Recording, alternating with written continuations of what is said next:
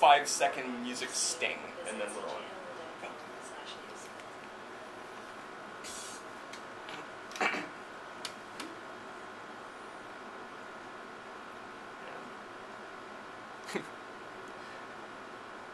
That sting is not stinging. Yeah, we're not stinging today. All right, that's professional, baby. When your music cue doesn't load.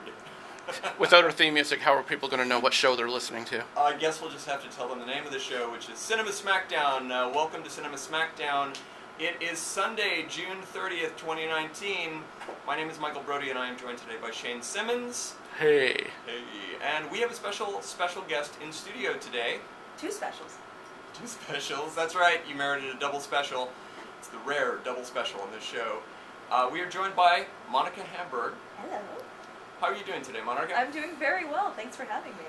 Well, thank you very Notorious local comedian. Notorious? Oh God, what a scary term. Okay. Well. Are we using the word local correctly?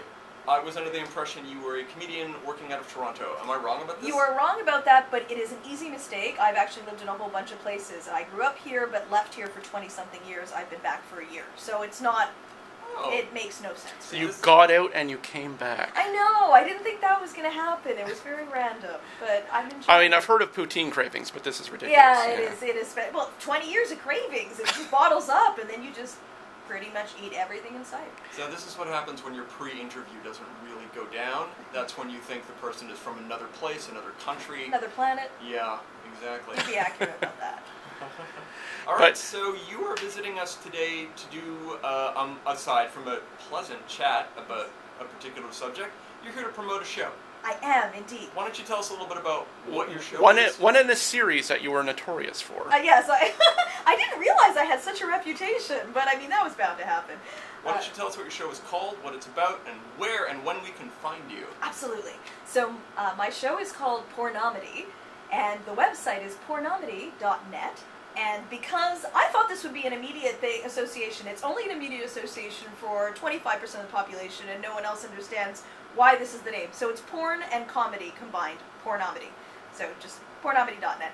It is a show about porn, but it's a comedy panel show about porn that I host, and I bring in screenshots of strange things that I've seen, strange comments, strange tags, just visual weirdness, and I have my comedian friends who we all kind of prepare and also riff about the content that we're showing. And so this one is the hentai edition, and it will be at Montreal Comic Con coming Saturday, which is July 6th at 9 p.m.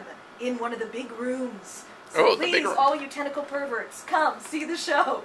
Great idea. Really nice choice for something to do at Comic-Con, I gotta say. Now I'm interested in seeing what you do with that show. Oh, good. I mean, it's probably a bit late to do it, but I would highly suggest, even though it's not a tentacle porn, that you show some clips from Alita Battle Angel, which I watched last night, and could definitely be called a fetish film. Okay, I'm looking. Actually, it's animated. Definitely. No, it's the new $200 million James Cameron Robert Rodriguez action. Let's just call it a $200 million sex doll movie. Because if you look at this film in any other way, I don't know what movie you were watching. But I know what film I saw. I don't know, I always prefer giant tentacles to giant eyeballs. Well, it's interesting that it costs $2 million, because I've seen a lot of men having sex with sex dolls, and it seems to be pretty cheap. $200 million. Oh, it's $200 million. $200 million. And yet it was a surprise hit. Yeah. People expected it to fall flat on its face, and it ended up doing better than a lot of its competition. Even though we're doing comedy bits after comedy bits, I will say that I watched Alita Battle Angel last night, and it was quite good. Really? That is so much higher a review. After hearing you whining, going, all year I've heard nothing from you, but I'm never watching that. Oh my God, those big eyes are freaking me out. Yeah. Are you familiar with the expression, the uncanny valley? Oh God, yeah. Okay. Then we don't need to tell anyone else what it is. No, that's right. Yeah. No, well, I'm glad we're all very smart and tech-based, and so I'm on to other subjects. No, please tell other people what this is. Everybody has a phone now. They can Google Uncanny Valley. People do not listen to this show to do research. Shane, do you have a good ready... Yeah, it's when you create an artificial construct that's supposed to look like a human. This could be a drawing, an animation, a robot. And it's so close to human, but it's not quite there. And because it's so close and not there, you have a natural revulsion to it. Yeah, that's actually a very if you make a robot or an animation or something that's kind of human but is clearly not human, like a Bugs Bunny, for example, then you go, oh, that's cute, and you react well to it. Or some of those Japanese robots that are all white, clear, high-tech stylized sort of humanoid image, you don't have a negative reaction to it. So, but if it's a humanoid-like but not quite real enough to feel correct, like if, say, you have a Gilbert Gottfried, that's when you have to. Well, my go-to example is always. You don't need two of that, though, right? But go ahead. It's always if you see Tom Hanks in the Polar Express animated movie, there he's living right down in that uncanny valley, nestled right at the bottom. That's very hard to watch. Yes. Oh, is it? Okay. Oh yeah. Yeah, because it's so close to being Tom Hanks, but it's animated, and it's also animation from 15 years ago? It's just wrong. There's a jerkiness and a stiffness to the entire thing that just feels unnaturally non-human. So yeah, in a way that fluid animation. But speaking of Tom Hanks, so Monica, porn. Speaking of jerky. Porn. And, jerky porn. Jerky and fluid. Yes. So your Pornomedy. Boy, that is not the easiest word to say. It's I have so to weird admit. because it is very easy for some and not for others. I never knew that going in. Okay, speaking of perversely. You also do it on a number of other themes. It's not just hentai. We've seen your horror porn episode. Are there others? Yeah. So I had the first one I did in Toronto for another festival was just a regular pornomedy. It was just covered, just the. What we would call vanilla, or like little further than vanilla, but not by much, right? And that's when you realize porn is just too big of a subject now. You need to specialize. It just happened to be that I submitted for a festival, a horror-themed festival here in February, or like earlier, but the show was in February, and I thought, okay, well, why don't I just pitch this, but with a horror theme, because I know it exists, so why not? And then I'd have to delve further into it and go more insane, and hey, why not? So I did that, and so then I had that horror theme, and then the Fringe wanted us to do countless grueling hours of research on Pornhub later. Really is. Countless, and many other sites too. I don't want to just plug Pornhub, but there's so many other terrible, wonderful sites. And coming up with the keywords that are likely to get what you want must have been challenging to sort through morass of filth. And sometimes you think, okay, well, there's not going to be anything, but I'll just try it for the fun. And you're like, yes, there are films on this topic. But it's really fun, obviously. I mean, I'm very successful at wasting my life and my time, and this is a great way to do it, because it takes so many hours to come up with good content for this, and then I know nothing better than when I started, education-wise. I'm at a deficit, intelligence-wise, so that's great. Well, Shane and I attended your horror porn show, which was called what again? It was Pornomedy, the horror edition, but for Fringe After Dark. Yes. And I think there was one or two jokes that were on the exact same note, and I was like, every one of these could have had this joke, and it would have always been funny. Okay. Which was you'd show a still from something like sex with zombie or something, and you'd show a still from it, and then we would see the comment section underneath, and someone would invariably write fake. Yes. Period. Yes. Fake. Yes. It's just like, what is this person expecting? Yeah, or that's not how zombies would really do this. It's like, that's a fictional thing. And that witch having sex with a skeleton, I'm not convinced she's genuinely Wiccan. Fake. Those are just the most wonderful. And then there's just some where, porn is a strange. Everybody watches porn. Most everybody watches porn. But then there's some people where you go, oh, you're not actually having any sex, though. You're just immersed in this, and it's dangerous because then the comments are just so out to lunch. So yeah, some people are very invested. Very invested, and they're just not actually communicating with any other person. They're not having sex. They're very invested in this forum. They are not, however, very invested in their grammar lessons, I've noticed. Oh, not at all. Spelling and grammar are pretty rough. Typing with one hand, exactly. And also agitated, and just angry. They're angry. They didn't get what they wanted. Oh, there's so much anger in these, and hilarious anger too. Yeah. One might say impotent anger. Indeed. But seriously, could someone link me to other videos starring that skeleton?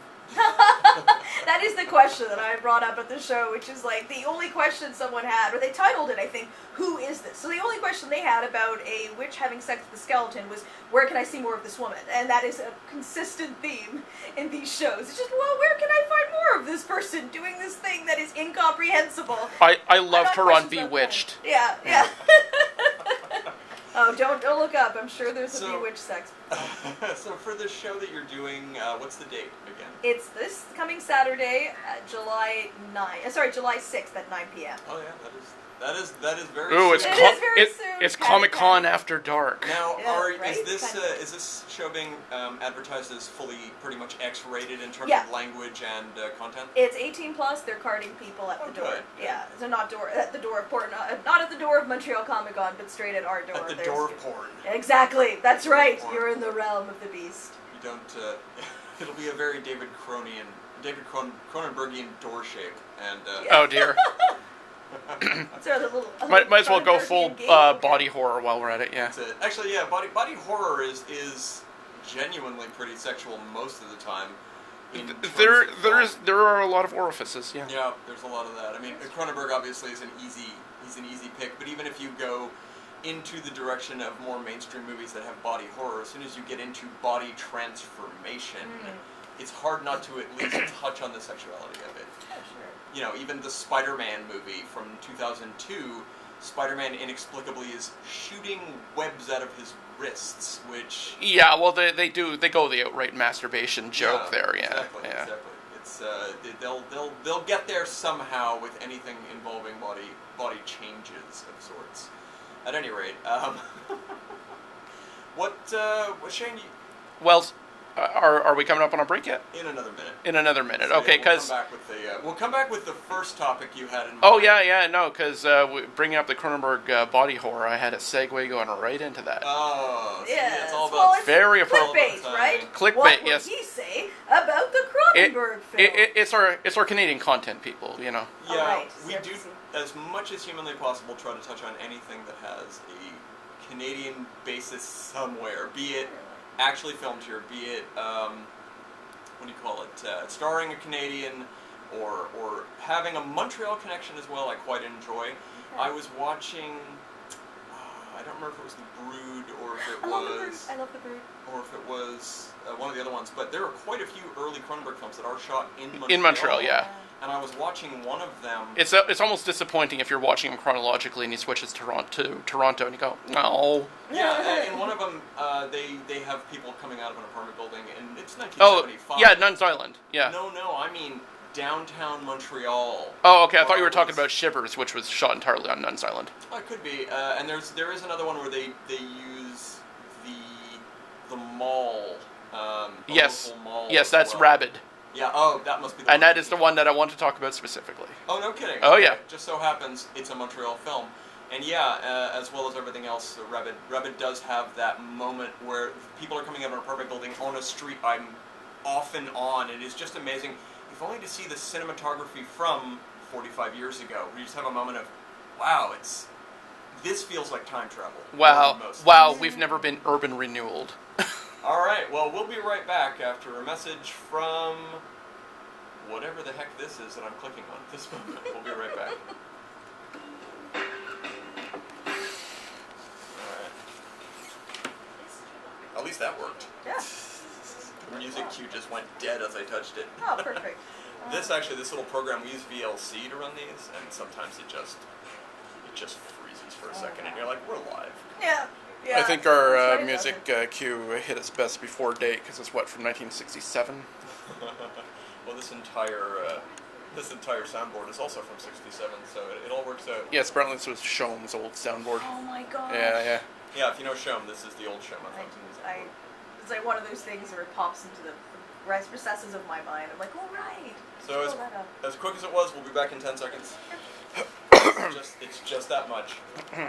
I'm actually doing the promo for the lady who comes right after us if she should happen to show up.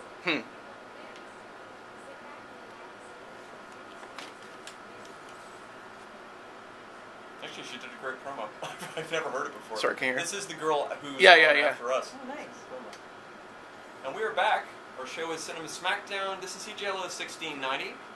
I am Michael Brody. I am hanging out today with Shane Simmons and Monica Hamburg, who is here to promote her show, Pornomedy, which will be on Saturday, July 6th at Montreal Comic-Con at 9 p.m. Make sure to bring your ID, everybody, or you're not getting in. That's You've right. got to be over 18 to enter this show. And And you want to enter because everyone likes tentacle porn. Yes. Of course, everybody, even if they don't know what it is, which apparently is all my coworkers. Apparently a corporate job. If you've ever had a secret crush on Cthulhu, now's your time. I've never made that connection, but yeah, I do have a mild secret crush on Cthulhu. A little less so on tentacle porn itself, but I think it's because they don't directly identify Cthulhu as the father of the tentacles, per se. He's sort of the stunt tentacle for the porn scenes. Yeah. So right before the break, we were talking about the Montreal films of David Cronenberg and how that ties into a question you had. Yeah, Shane. well, Rabid, which is one of his earliest ones, starring then and forevermore known as porn star Marilyn Chambers, who, true to David Cronenberg type of body horror, ends up with some sort of alien-like parasite in her armpit, which kills people. And one of her victims dies at her, I won't say hands because it's an armpit, in the Eve Porn Theater, the now burned to the ground, defunct former Montreal hotspot porn theater, the Eve. And it turns out Monica used to work there. That's right. I worked there, so I'm going to try to think of the timeline, because there was the 3 months before it burned down. So I was there, Does I'll that get mean into that. that So you not were- long enough to get dental. That I was responsible for burning it down? No, but I do have a suspicion of who it was. But yes. Actually, just my question was, were you an employee at the time that it burned down, so you got that phone call, don't come into work today? No, I got fired about a week before, I think. We all got progressively fired before the fire happened, which makes you suspicious. I won't say any sort of guesses. Yeah, this would have but- been when, I can't remember what year it was. Do you know offhand? So I would guess that it was 93, 94 is my guess. Somewhere Okay, so between 93 and 95. pre-DVD, but still well into video, taking its toll on the porn theater. I guess that would have been the venue. progression. Yeah. Definitely, yeah, no, look up when Cinema Eve burned down, I think. Because that certainly there was used to be recent. plenty of porn theaters in town, and now we're down to one. Yeah. Wow. Is that Cinema du More? Yeah. Yeah. Yeah. Which I've yet to go to, but I'm looking forward to it. My partner and I have plans. But yes, Apparently they let couples in for free or something. Oh, okay. They have Well, free days for couples. because I'm sure otherwise, the way it looks, it'd be $700 for entry, right? I mean, Oh yeah, no, it's a high-end it's a otherwise. classy joint. Definitely. No sticky floors. The Eve was particularly classy with its spread-legged V logo. That was my favorite, because when I try to explain to people, I'm like, I worked at Cinema Eve, the V was 2 legs spread out, just in case you were wondering what was happening in there. But I was the projectionist there, which really meant I put VHS. So that meant you were less that meant you were less harassed by the. No, because the projection person was also the ticket taker. Right, and at this So- point we had gone beyond the need for that filthy celluloid, those reel-to-reel films. Yeah. And now Were you actually doing video projection there at the Yeah. end? Oh, really? Wow. Yeah. So you weren't even getting film reels anymore. No. That was is sad. I believe we were just putting a VHS into a machine. That's what I remember. Wow. So this really was for people who didn't own a VCR. Yeah, but I think also it wasn't easy to rent porn at the time. I think renting Well, porn was quite a, it took a while. It was easy but shameful. Oh, I think maybe, I don't know why I think that was still a hard thing to do, but maybe it's one, I'm female, so it's awkward, and two... Oh, I it's think, awkward if you're male it's too. always Back awkward. in that Maybe- era, yeah. And also, That you- little grungy back room of Little- every video store. Like, let's be clear here. Here's what's fascinating. We're living in a post-renting of porno film world. Absolutely, that's Which already is, changed. it's interesting. People will not go through that rite of passage, that moment of, am I going to get away with this? Yeah. Is Yeah, this person going to be weirdly chatty about me holding this box in my hand? Oh, the last time I ever rented porn, I had a chatty guy. Mhm. He was at the booth. And, I would go in and I would genuinely... Because I like the porn chic era, where it was shot on genuine film. There was an attempt at a plot. Pubic hair was still a thing. God, I miss pubic hair. It's back. And, It's back. Let's be clear. It's So- coming back. So I rented... It's growing back in slowly. Yeah, very. I rented some old stuff. I brought the buttons up to the cache, and the guy brought the videos out, and he looks at me and goes, kicking it old school, huh? That I don't mind, but if he keeps going from that, it's a little rough. Sorry. Oh, I was just going to say, if I may, I have a very short paragraph describing the history of the building. Oh, please do. Please go ahead. So, the Midway Theater was opened in 1912. On January 7th, 1972, it became the Eve Theater, screening adult movies. It was featured as an adult theater in a scene in the 1977 David Cronenberg movie Rabid. It was still open as an adult cinema when it was destroyed in a possible arson attack during a screening. Wow. On the evening of the 19th of July, 1993, which means Oh my God. we are coming up on an anniversary. Oh, happy day! So it burned down on my birthday. Oh, isn't That is amazing? awesome. Okay. Now, where were you? Well, obviously I was celebrating at the Eve with my lighter. Well, you thought it was a music concert. Everything just exploded. Yeah, I said more and more, and there was no more ever. So, Monica, you've spent 3 months working in a genuine porno theater. Yeah. How did you get that job? Okay, If so there's a story. it's not a great story, that part of it, but what happened was both that and then there was a corner store, which here we call a dépanneur. So your audience, I believe, is mostly Montreal, but Could be anywhere on the streaming. Right, but it was a dépanneur that was open all night, so it was a 24-hour dépanneur, and then the porn theater was attached to that. So my friend worked, anyone that worked there worked at both of those things, and there was a little just a door that went to both. You know, this is pretty much the movie Clerks.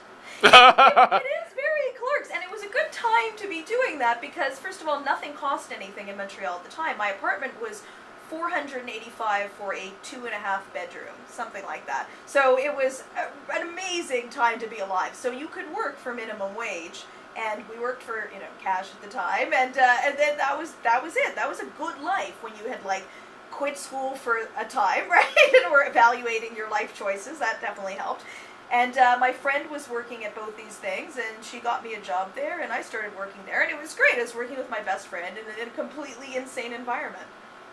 That's good. It was kind of wonderful. So who was in charge of the oily rags and gas cans that kept behind the screen? Oh, well, this is... Can you turn this off for a second? I actually thought you were going to say who was responsible for cleaning the theater, and Oh, there was dear, a dedicated person. Okay, good. That was not us. Truly dedicated. They were dedicated and also a pervert, and so it was really wonderful to have someone, because he was always coming on to us, of course, the guy that cleaned the cinema, because you're not necessarily in the best state of mind if you're willing to do No one that says or doing it. quality catch, like Yeah. the guy who's scraping the Seats. bodily fluids, and yeah. Yeah, and the seats, I don't know if you want to know this trivia. We want to know. Oh, we want to. everything. Yes, please. A lot of the seats had holes that people had forced into the seats so that they were able to relieve themselves Oh, dear. into the seats. So Awesome. the seats were pretty, how we say, gnarly in So California terms. So I'd like to think that a good side business for this would have been if, say, the movie ticket was $4, then you could charge an additional $4 for a plastic seat cover. Yeah, that would be a good business. Also, a good business would be if at night it operated like a car wash and then it just flooded in and took all the fluid. Perhaps out. you would charge extra for a particularly well-navigated hole. So I don't know how well you remember your French we would say formation, the way that you were trained to do this job, but what was the policy on how to deal with people who came in, I guess any customer who came in, to use the cinema? What was the general policy? I mean, it was, you buy a ticket, you go in there, I don't ask any questions. Like, they also went into bathrooms to have sex. I mean, that was just that, and I feel like, to be honest, it's always weird, like, around that time or a little bit after was when people like Pee Wee Herman and other celebrities would get arrested for masturbating in porn theater. I'm like, yeah, that's what these things are for. Like, they're not going to see first-run porn just because they want to evaluate, the cinematic... I gotta see this when it comes out, because it's imperative that I see. I can't see titles here. It's but. interesting to note the culture of this, that there are people who go, who feel compelled to keep going back.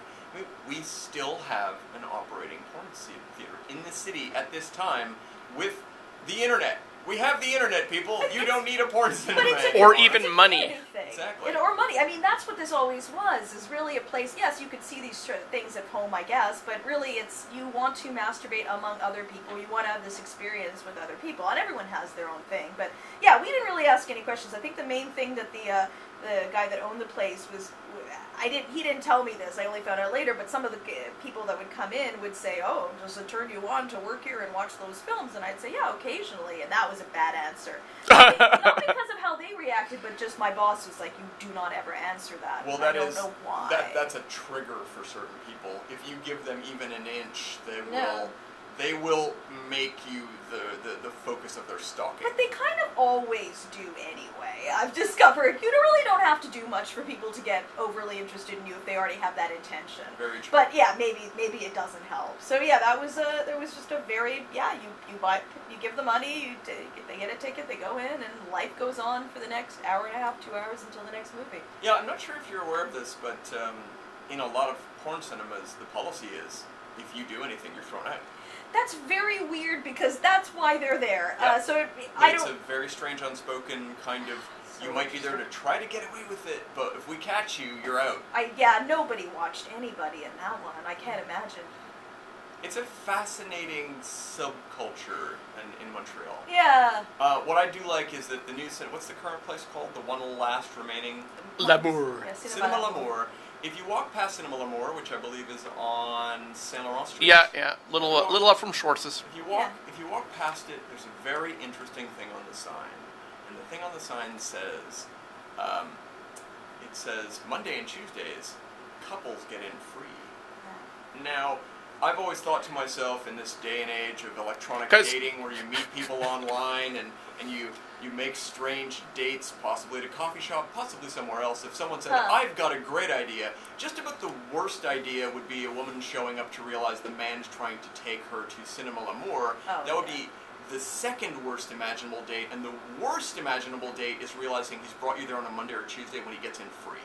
Yeah, well, it's for people who want to model their first date after that awkward first date in Taxi Driver. Exactly. I do have to say, that actually seems like so low on the list compared to a guy that I went on a date with, and I showed up thinking I was going to go see some sort of action film, and it turns out it was Robin Hood Men in Tights. So I think I would much rather show up to this date and not have to see Robin Hood Men in Tights. So you don't think that was Mel Brooks' finest hour? I really do. I don't think it was anyone's finest hour. Certainly not mine, is when I'm on a date with this guy. I hear ya. So I'm really questioning that free couples night at L'Amour, because it's like your business model isn't already failing enough. You got to start letting people in for free. I mean, how much is their business model failing? Because people are. They must sell a lot of popcorn. And it's covered with some substance other than it's all buttered. We don't. It is specifically I don't see, from what I've heard, it seems like what it is basically a swingers club, but it has those movies. I think that's what this. Could be. And then that's not a bad business model. No, not at all. That's still profitable in a lot of places. It in a sense beats a bathhouse as it has much less maintenance involved. That's true, man. Much less maintenance. Well, they also, I don't know if you've ever been to a swingers club, but a lot of times you're responsible for taking off the bed sheets and all that stuff. You're like, how am I employed at this place all of a sudden? I don't do that much maintenance for my own place. No, I have to say I have very little. Come on, baby, let's go out to this special club and do housework. Exactly. Bring the let's vacuum. Wash the dishes while we're at it. Well, while we're on the topic of tips for life, I'll remind everybody we're listening to CJLO 1690. Our show is called Cinema Smackdown. We're here today talking with Monica Hamburg, who is here to gab with us about goofy pornography-related anecdotes, and also to promote a little show she's doing next Saturday.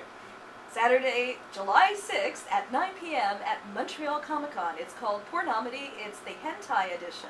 Now, I take it you have to have a ticket to the Comic-Con to get That's in how the that first works, place. yes. And then you can go see any of the panels. We're considered a panel. It's a 40 Alright, so show. this is worth asking. Is there an additional fee to see your show? No, absolutely not. Oh, well, that's definitely worth promoting. If you're already going to Comic-Con, don't even consider skipping this. It's free. It's part of your package. Package seems like you don't have to spend any money on the back issues of those porno comics. You can just go to this. It's one of those bizarre things where it's like it's really only tangentially related to hentai. We're really just showing things that are related. I'm not going to go into the history of hentai. I don't know enough to ever get into a nerd debate about hentai, so I'm not even going to try. It's just entertainment. I can give you a little piece of information I find very fascinating. I host a trivia show on Sunday nights and Monday nights at 2 different bars in Montreal. My show is called The Best Damn Trivia in Montreal. There's my plug. There you go. And we do this every single week. And about 3 months ago, I asked a question about this. And I can't 100% remember every detail about it, but the gist of it is, in Japan, in, I want to say the early 70s, depictions of penises was 100% illegal. Absolutely. And so this one cartoonist came up with an idea which was dangling, wriggling tentacle sex scenes. And he did this entirely out of necessity. Because if he wanted to do any kind of pornography, he was going to have to fake it, but good. And his one book inspired an entire genre. That's amazing. I don't have his name on hand, but it was a question at one point on my show. But my question was simply, what did he replace the penises with? His tentacles. Does anyone here know what the direct translation of hentai is into English? It is porn. It is some level of porn. But take a look. It's an overarching. Because I was wondering if it was one of those words like kamikaze, which actually means divine wind. If it was something more esoteric like that. It doesn't mean Wiccan creature. I don't. Yeah, the only reason I ask is because in my hometown in Lachine, a Japanese restaurant opened up along the lakeshore called Hentai. There was one here apparently in Montreal. Yeah, it's now defunct because who wants to eat sushi at a restaurant named after tentacle porn? Especially not the squid. No. You would want to avoid that. I don't know. Why is the squid so slimy? Apparently the word hentai means a change of appearance or strange condition. And that is as close as it comes to... Still not a good name for a restaurant. An interesting English translation. There's no direct, specific, hilarious answer to this question. A change of appearance or strange condition does sound like the plot of every Cronenberg movie. So. That's true. They're awesome. Including History of Violence. They all fit in. At any rate, what were we talking about? We were talking about the Eve cinema. We were talking about the Montreal Cinema d'Amour. We were talking about the general state of porn and hentai. Hentai porn and horror porn. Horror porn. Our listeners are fascinated. Yes, of course. They're at the edge of their seat. We can see them. Now, Monica, after I heard you on CJID, I actually had to look up horror porn because I was related or aware of certain elements of horror porn from the past, like in the 70s. There was, I think, an Italian zombie film called Porno Holocaust. Okay, yes. So, zombie stuff, plus hardcore sex on a beach setting, and, sleazy exploitation film. There was also some of the roughy era of porn that kind of crossed that line into horror. I'm thinking of one called A Forced Entry with Harry Reams. It was such an odious film that even Harry Reams changed his stage name to a different stage name and shaved his mustache, his famous porn stash, to be as anonymous as possible in his film. But if you like your intrusion porno movies interspersed with actual stock footage of Vietnam War atrocities, this film is for you. That is the weirdest Venn diagram of the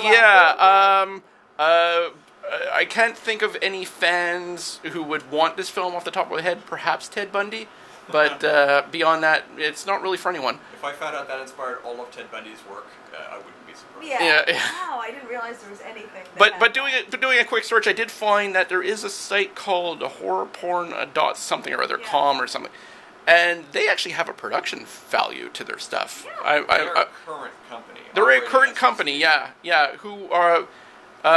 Actually have a budget for makeup effects and cinematography, and again, I'm not sure who this is for, but if you ever watched like a Hellraiser film and said, that Cenobite is really cute.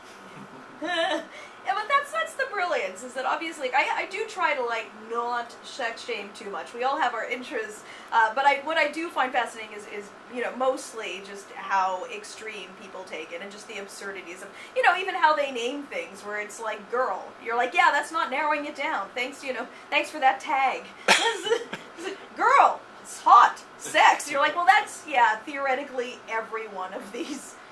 But, that's particularly fun for hentai, because sometimes one of them, and I think I will show this at the show, but it's alright, so I don't know how much I can get away with saying, but alright, so it's they'll You tag can it with you some, can be frank with Okay, us. so they'll tag it. One of the biggest genres, obviously, or little subsets in this, is that it's like it's not consensual. That's a big part of hentai, is that it's rape, or it's tentacle rape, human rape, tentacle rape, and so what's particularly weird on top of just the general stuff about that is that sometimes someone will tag something just like cute, fun, and then I'm like rape. so it's wonderful to see those kind of things on top of it. Yeah. I think it all just depends on who your viewer is and what they view as disturbing or wonderful. Well, that's Yeah. and that is in the eye of the beholder. It's so art is so subjective. But as you have found out, there is a treasure trove of wonderment in those comment sections. Oh, it's the best thing ever. I It mean- just sees so much about society. I mean, you could practically build a whole show around it. Almost can. Yeah, it's a good 30% of my show. Yeah, it is quite worthwhile. I mean,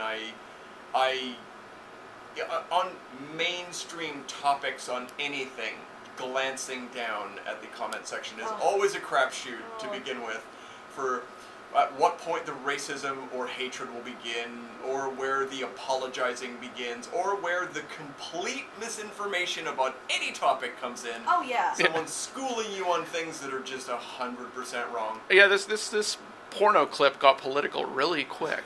But, and what's also interesting is just like the randomness of comments, because I've saved this, but there's one where it's I watch a lot of like the late night show, the monologues of the sets of the comics, and then I'll look at the comments, because it actually gives me great comfort to see someone doing such a good job and then have someone hate on them, because then I think, well, this is really subjective. Like, here's something I really enjoyed, and here's someone going, oh, I couldn't stand anything they said, they were so unfunny. You're like, okay, they're wrong. But one time there was a comic who did a set, and then there's someone that knew him in the comments from like high school, and they're like, oh, it's so great to see John do this great job. I myself am also doing very well, having gotten just a job in this, and you're like, how did it turn into a brag about you? Like, Well, he'll read those comments and it'll turn into a big high school reunion. Oh, but it's so. But also, like, oh, great! I'm so glad Jeannie's doing well. I was wondering about her, and I needed to look in my own videos comment section to find out. That would be an interesting subsection of things written under porn clips, is genuinely hunting down when people just say, great clip, and now about me. Yeah, and sometimes they do. I would love to get, this thing happened to me, but it's going to be this absurd thing. Yes, I have seen that. I have seen comments under porn clips along the lines of, I would treat her better. Yes! Those are the best. I treat her better, or also, I'm also looking for someone to do this to me, and you're like, where did you think this was, like, misconnections? Where someone's... love it. And then occasionally there's that landmine, like, oh my god, that's my orthodontist. Oh dear. Well, there's that famous, well, I suppose not at this point famous, there was a movie from the 70s starring George C. Scott, directed by Paul Schrader, called Hardcore. Yeah. Oh, yes. The entire plot of this movie is the poster... Oh my god, that's my daughter. That's it. Yeah. My god, that's my daughter. And it's about a snuff film. That's what this No. Hardcore wasn't? No. Hardcore, that's a misnomer. No, it is simply, he goes to a stag party with some friends, they put a movie on, which is a reel-to-reel film, and about a minute into it he realizes the girl on screen is his missing daughter. Oh, And he's a very conservative religious guy, and he goes on this odyssey to get his daughter back, who's been sucked into this unseemly underworld of drugs and sex and porno films. Movie and still didn't remember the plot. Here's the crazy part. Almost word for word and shot for shot, this movie was ripped off as a Nicolas Cage movie from the late 90s. What is it called? 8mm. 8mm. Yes! But it is... That's a snuff one. That's exactly. why. The clip itself is a snuff clip Right. in 8mm, but it is the same plot of a man seeing a piece of video with a girl who's missing in it, and then going on a quest to either track her down or the people responsible. In the terms of 8mm, it's the people responsible. But did they not reference? Because I know that I watched Hardcore after seeing 8mm, so did they not reference that it was not which within other the film. people knew? Okay, The wow. writer himself of the film has acknowledged that it is 100% intermatch. Wow. But not in the film Oh, itself. wow, Yeah. okay. And, it's... That Nicolas Cage movie is good, Yeah. not great. Yeah, it was is. great. It suffers from glitzy direction where it doesn't need it. Yeah, I'm actually a bit of a fan of that film. It's a weird film in that it has a 4-act structure, so it has this police procedural element of it for a solid 3 acts, and then there's this scene I quite like where Nicolas Cage gets on the phone with the victim girl's mother, seeking absolution and permission to go exact revenge against the people responsible. I mean, it is unfortunately directed by Joel Schumacher, which means it isn't brilliantly directed. Well, at least it's not a superhero movie because he only does bat nipple films. But when he does something that's dark and gritty like that and Falling Down, he's actually surprisingly good. Yeah. It's a weird double-sided coin a la Two-Face career where half of it is good, and if he's doing dark stuff, great. If he's doing gay superheroes, not so great. Yeah. No, I agree. He has an interesting career, and of all the directors, Schumacher has a lovely speaking voice, and he did commentary tracks for most of his films, so you get to hear him expound on them. I think he even did them for his horrible Batman movies, which he acknowledges up top is like, yep, I'm the first to admit we made mistakes here. There was also that, again, another gay theme, Philip Seymour Hoffman film, was it? Was him and De Niro? Yeah. Again, not well received. So it's like, okay, well, if I handle a subject that's near and dear to my heart, I fall on my face. But if I do the really dark, gritty stuff, I kind of hit it out of the park sometimes. Yeah, I wasn't a fan of that one. I actually found that movie felt a little bit like it was made by people who didn't understand the subject.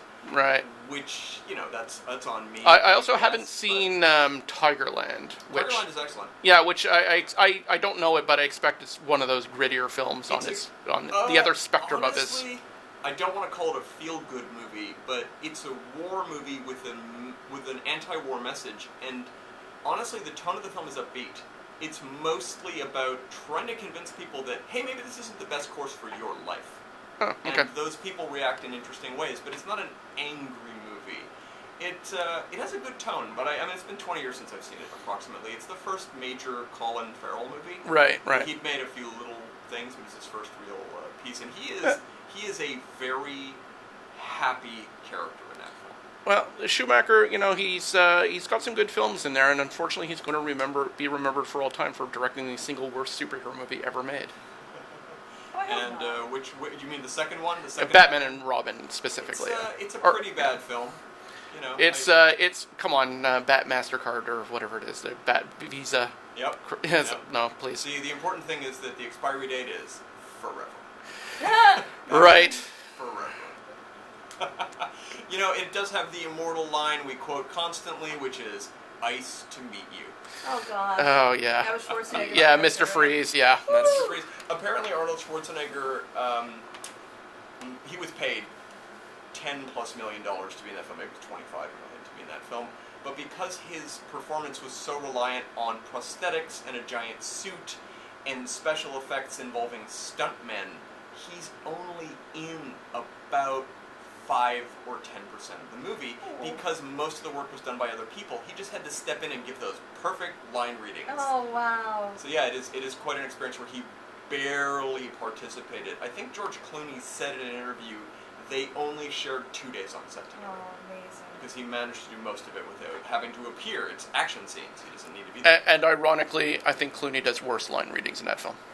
George Clooney does the most astonishing non-acting in that film. He just basically shows up and reads straight off the cue card and walks away. Oh, wow. If you don't recall, he doesn't do any sort of intonation as Batman. He just talks. Oh, great. His literal first line to Arnold Schwarzenegger in the film is, "Hi, Freeze, I'm Batman." Said with as much emotion as I just said. That was a better reading, frankly. Wonderful. All right, speaking of line readings, we're going to do a quick commercial break, and we'll be right back. I was fine talking about the porno, but when we get onto Batman and Robin, I feel dirty. I feel like we have to. I feel like we have to be censored at this point. I feel like we all need a shower. I do feel a little like shower. It's always a struggle to either just calmly break into an ad or try to cleverly Yeah. Whatever last thing I just said. No, And speaking of... It's just like this. a couple of times I've said, and speaking of bloated dirtbags, here comes an ad. Oh, dear. Oh, no. I've done that a few times. Have you been reprimanded for that? Nobody listens. The higher-ups do occasionally go through an editing phase, making sure we're not saying the F word constantly, for Okay. instance. I don't think we've said it once so far. 15 seconds. It's not long ad breaks. It's really... It's the least we need to do to be... Permitted Yeah, to exactly. continue. And we are back. Our show is called Cinema Smackdown. You are listening to CJLO 1690. I'm Michael Brody. I'm joined today by Shane Simmons and our special guest, Monica Hamburg. Thank you so much. I got 2 specials in the beginning, and now it's down to 1. They know me now. This makes sense. I'm Yeah. quietly running out of energy. That does happen with You me are a now lot. 50% less special. Oh, heartbreaking. But you are doing a special show next Saturday at Comic-Con. If you are already going to Comic-Con, it's like you already bought a ticket to Monica's show. As I have learned, the show itself is free if you're already attending. The only stipulation is that you be 18 or over. And what is your show called again, Monica? It's called Pornomedy, and it's the hentai edition. It really does just roll off your tongue. I think it Pornomedy. does. And how does it rate on the pornometer? Very, very high. Very high, dirty, and also sometimes a little uncomfortable. I hear you. I have attended one of your shows. I was quite uncomfortable. I understand. I don't know if that's... Okay, Being well, as yes. puritanical as I am, Is that true? it was a little rough to get through. Really? No. So, No, it wasn't. You enjoyed it. That's why I'm here. Say it. Say it. No, go on. like those policies in the porn theaters we were talking about, what is the masturbation policy at the Comic-Con? I think it is low to none. I don't really I don't know. If you- restrict anyone. I'm sorry, do you know so comic how firm fans? are you on low? I mean, if you have a thing where you don't ejaculate liquids, you know, how would I Let's be know? clear. If I'm in a full Iron Man suit and you can't quite tell what's happening, Hard to it's tell. all good, right?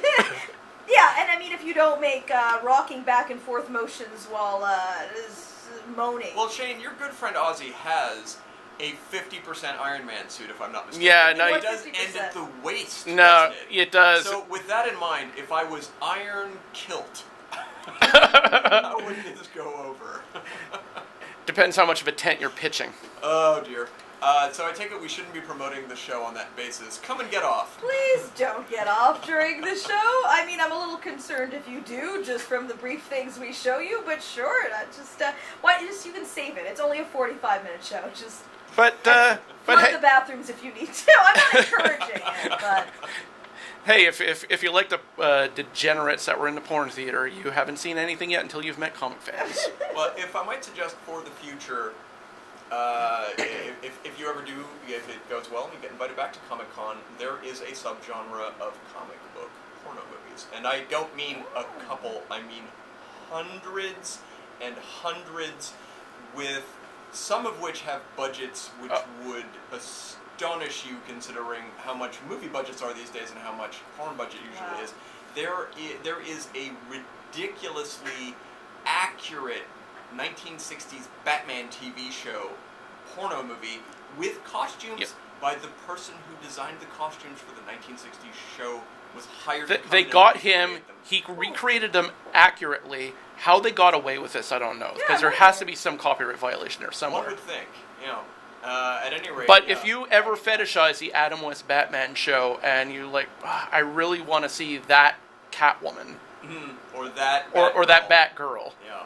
or that Robin. Those outfits are ridiculously accurate. It's If you went to the Comic-Con dressed in those outfits, you would be the hit of the show, even without your genitals hanging out of them. even without. I mean, it's optional. I mean, that was the thing I heard back in the 1970s when the first comic conventions were happening. There were always costume contests at that point. This was pre-cosplay being the thing. They would have these contests, and invariably, the winner of every costume contest would be a naked girl with paint on her. Yeah. I'm the green girl from Star Trek. Remember me? I'm going to be just wearing a very simple outfit, but I'm trying to have become a little bit of a billboard for my show, and I'm like, there's almost nothing I can do because everyone will have already topped me with their costumes. Like, I Yeah. can't get much more outrageous or much more naked. And there's going to be much, I wouldn't say more conventionally attractive figures than mine at this show. So I'm probably just going to wear a t-shirt that has my advertising for the show.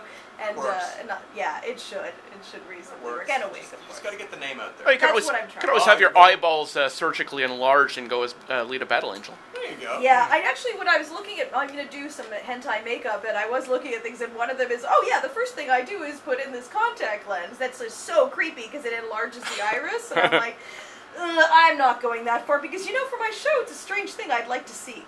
You don't want to have that Evil Dead thing where you put in your white contact lenses and then have to be led around the set because you are 100% blind. Oh, right. Horrifying. And that's always fun. And of course, you can only do your scene for about a minute before the burning sensation. Oh yeah. Really? Oh yeah, You can't see or what? severely. So, Well, we're talking about 1980 special effects student film budget. Oh. White, clear plastic contact lenses. Oh, okay, that were no. used, yeah. Well, beats the days of Lon Chaney Sr. back in the 1920s, enlarging his eyeballs with wires under his eyelids. That is mad. Yeah. That is mad. Yeah. Or even a much more classic film, the sequence in Clockwork Orange where Alex's eyes are held open by clamps, which looks on film like they scratched his eyeballs while putting them in, which I just always thought was, well, that's clearly just a special effect. No, not at all. Not at all. In fact, Malcolm McDowell, after one day of shooting, demanded that Kubrick move all sequences with the chair and the clamp to the end of filming because he knew they were going to hurt him and he wouldn't be able to keep working, and it absolutely happened. Oh, and like, what a testament to the actor in that, to be like, okay, it's not that I'm asking you to stop torturing me. Can you just save it till the end? That's really classic how much we hurt ourselves for our art. It's really depressing. I also remember, on a similar note, there's a wonderful clip of Harrison Ford shooting Raiders of the Lost Ark where the interviewer is asking him about today's stunt, which is him being dragged behind the truck. And he says, I'm sure it's safe because Spielberg wouldn't kill me with this many shooting days left. It's good to remember. I'm valuable for a while. Check so. back in on the last day or two, and he may ask me to do something that I won't survive. Yeah, that's when he's saving his James Cameron Ed Harris stunts. Oh, dear God. That's the inside baseball. Yeah, that's the inside baseball, yeah. The directors who demand a little too much of their stars. Speaking of people who demand too much, Monica, do you have a couple of guests on your show this week? Indeed I do. I have 4 guests this time. Normally I have 3. We've added a hentai expert to the panel. And so it's so basically we have our usual cast, which is Ines Anaya, Peter Randowski, and Jacob Meza. And then we have, they're all hilarious, by the way, all very different types of comics, so it's really fun to have like all that energy, and they're different takes on what's happening. And then we also have Andrew Cardazzi, who runs the Otaku comedy show, so that's a really nice overlap. That one's always about anime stuff. And so he's going to join us as well with, he's got a lot of both hilarious and concerning expertise on the area. And I find myself going, okay, well, can you, I've also asked him, I feel like when I message him, I'm like, oh, I am the creepiest person to work for, because I've been like, hey, where do I find this perverted line that I remember from a film? And he's like, oh, that's actually a very common perverted line, but I'll try. That's pretty funny. So yeah, well, we got a couple minutes left, but I'll remind everybody that you're doing a show on Saturday at Comic-Con, which is downtown Montreal at which center? Palais des Congrès It's at Palais des Congrès. at 9 p.m. And yes, your Comic-Con ticket gets you that. If you want any more information about the show, besides stalking me, which is always an option if you go back in time and go to Cinema Ave, it's just a little full circle there, you can go to pornomedy.net and you can find out all about the show and like what we do. And then you're welcome, obviously, email me and ask me anything you'd like. Ooh. Ooh, yes. That sounds like a very interesting open invitation. Do you have any others lined up for later in the year? I haven't yet. I really just want to do this one and then take like a week off all of it because I was just, Yeah, you've had a busy month. I mean, You were off in California yeah, for... It's been fun. But yeah, anyway, so I haven't planned, but I definitely want to explore other genres of porn and do more of these, but probably not monthly. So we'll see. We'll see what other festivals are intriguing that's come about. What other comedy gold can be mined from porno subgenres? I mean, isn't it only comedy gold? At what point are you like, too far? Yeah. I think horror porn, we kind of started on the foot of this is too far already. Maybe. But, you know, what's important is that the arbiters of goodness and normalcy are right there under every single clip to write fake. Yes, yes. Especially my favorite, which was the person having sex with a dead body, and then they're very angrily like, "This isn't real." I'm like, "Is that what you needed? You needed that to get off? You examine yourself, sir." Oh dear. All right. Well, since it is Sunday, today, of course, being June 30th, I will be performing trivia tonight at Grumpy's. Oh my gosh, Grumpy's. That's right, 1242 Bishop Street. I will be doing my show at 9. I say be there at 9. The show starts at 9:15. It is a wonderful trivia show called The Best Damn Trivia in Montreal. It is a free show where we give out prizes, where you can win things every round. We play 4 rounds of trivia. There's something at the end of every round. I can't say it on the air, but there is something we give away every round that is well worth your time to come down for. And we have grand prizes at the end. We have a good old time. There's a lot of humorous things that happen. And frankly, we need butts in seats. So get down there. We need a few more people than we've got lately, although it is a holiday Monday, so I'm hoping for an okay turnout tonight. Shane, you've been a few times. How's that show work out for you? Well, I get drunk enough. That's true. You do all right at the show, and you've won a few grand prizes yourself with your knowledge of strange and arcane trivia that I bring up from time to time. That is true, and we have played together before you were even hosting. That's correct. I used to be a client, and now I run the company. Grumpy's is like such a lovely venue because they also let an open mic take place That's there. correct. That's both mix of comedy and music, and whew, bless their hearts for letting us do that. There 7 nights a week, something is going on Yeah. at Grumpy's. In the evening, they've either got a music show or an open mic, or I think they occasionally do a little comedy. But mostly it is music and trivia. That seems to be the two big ones. Unless, of course, they're shooting a movie there, which so they do on Monica occasion. has a show coming up next Saturday. I have a trivia show tonight and tomorrow night at another venue. Again, my show is called The Best Damn Trivia in Montreal. It is very Googleable. You can find out where and when it's happening. It's twice a week. And Shane, if I'm not mistaken, you have a new novel out as of this week. I do. It's called Epitaph. It is a sequel to Necropolis, my urban fantasy occult detective series. Your Thanatos Scopus. The thanatography, yes. Thanoscopia? What is it? Yeah. It's an even more difficult word than pornomedy. Your direct tie-in to Avengers Infinity War. I hear you. Isn't Marvel going to sue you for that? for using the Greek word for death? No, I don't think so. And so many Spider-Man cameos. Oh, dear. Although I guess it's Sony who'd be coming after you at that point. But yeah, available on Amazon right now. Check it out under my author title page on Amazon. Yeah, Shane Simmons. It is, unfortunately, you only have an author's page on .com.